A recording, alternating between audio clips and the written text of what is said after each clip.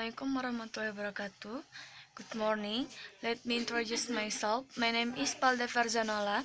My major is English Education, Faculty of Tarbiyah and Teaching Science, Stage Raden Fatah Islamic University of Palembang. Okay, I will read this book, literal reading, chapter 7 and 8. Open page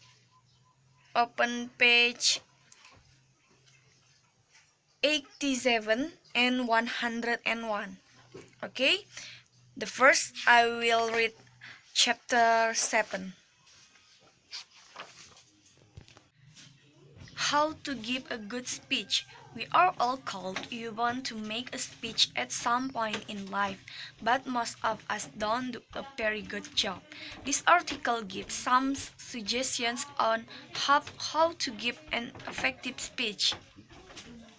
1. So you have to give a speech and you are terrified, you get nervous, you forget what you want to say, you stumble over words, you talk too long, and you bore your audience. Later you think, thank goodness it's over. I'm just no good at public speaking. I hope I never have to do that again. 2. Cheer up. It doesn't have to be that bad. Here are some simple steps to take the pain out of speech making.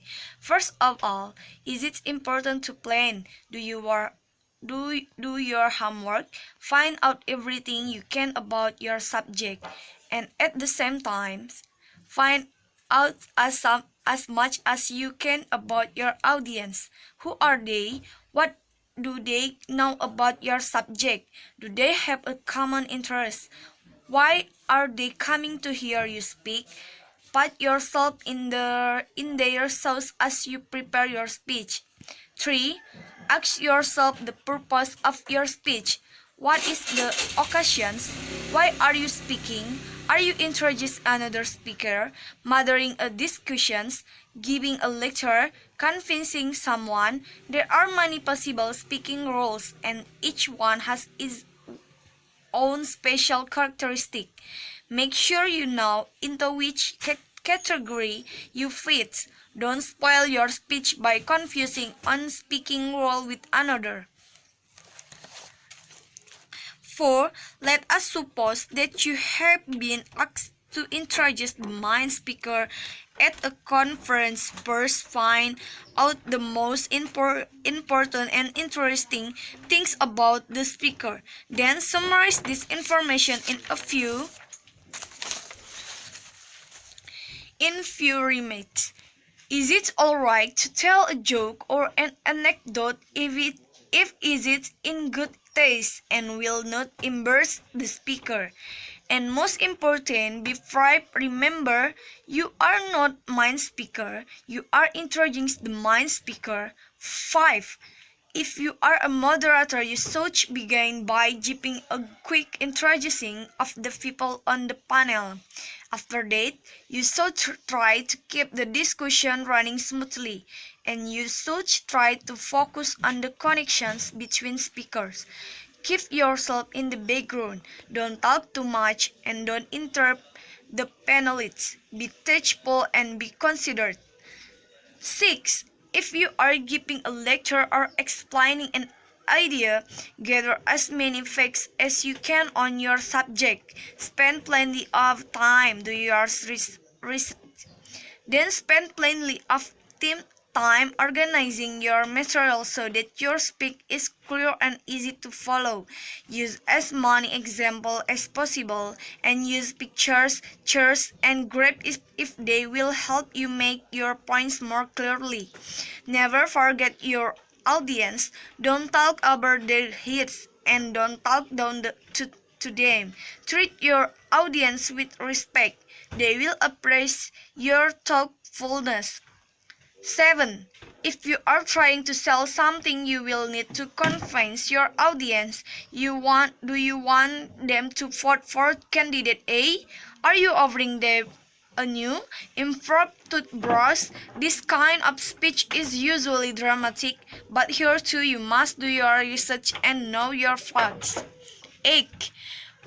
When you are making your speech, try to relax, speak slowly and clearly, and look at people in your audience. Use simple vocabulary and expression whenever possible. Pause for a few seconds now and then give your audience a chance to think about what you have said. Make sure that everyone in the room can hear you. If is it a large room or an auditorium, you will probably have to use a microphone. 9. Just remember, be prepared.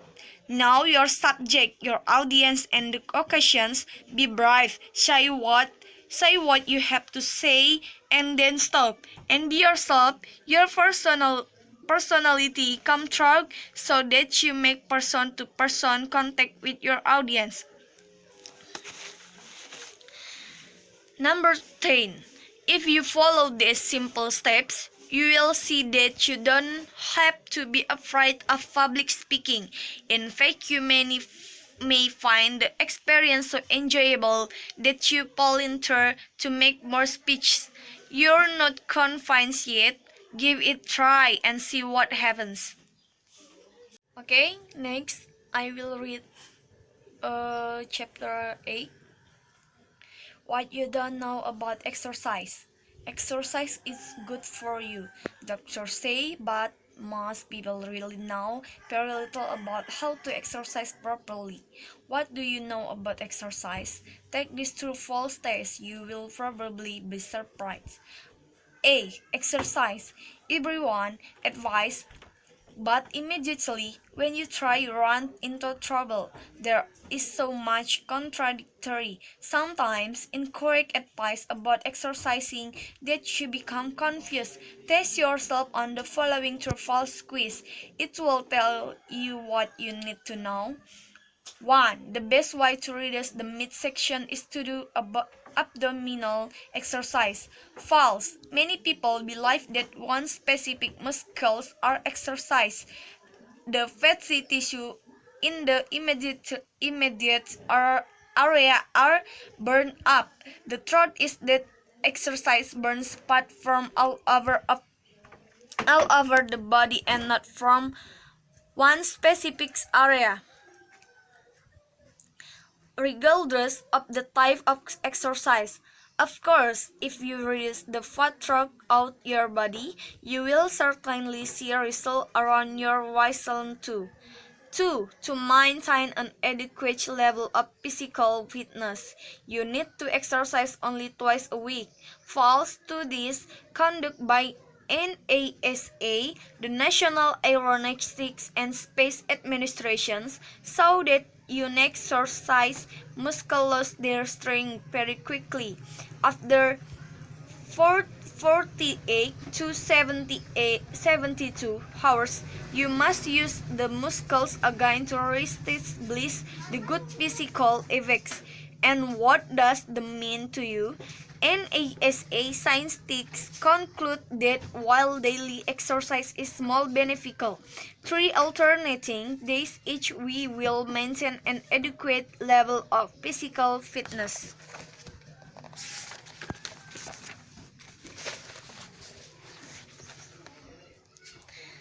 Three, to lose weight, you should always work up a good sweat when exercising. 4. Sweating only lowers body temperature to prevent overheating. It does not help your readers. You may wake less immediately after a workout, but this is due to water loss. Once you replace the liquid, you replace the weight. 4. You burn more calories jogging and mile and walking the same distance. False. You use the same amount of energy whether you walk or jog the mile. Since in both cases you are moving the same weight, the same distance, the speed doesn't matter. Of course, if you jog rather than walk for 30 minutes, you will cover more distance and therefore burn more calories. Number 5. If your breath doesn't return to normal within minutes after you finish exercising, you have exercised too much. True, 5 minutes or so after exercising, your breathing Your breathing should be normal. Your heart should be pounding and you should be exhausted.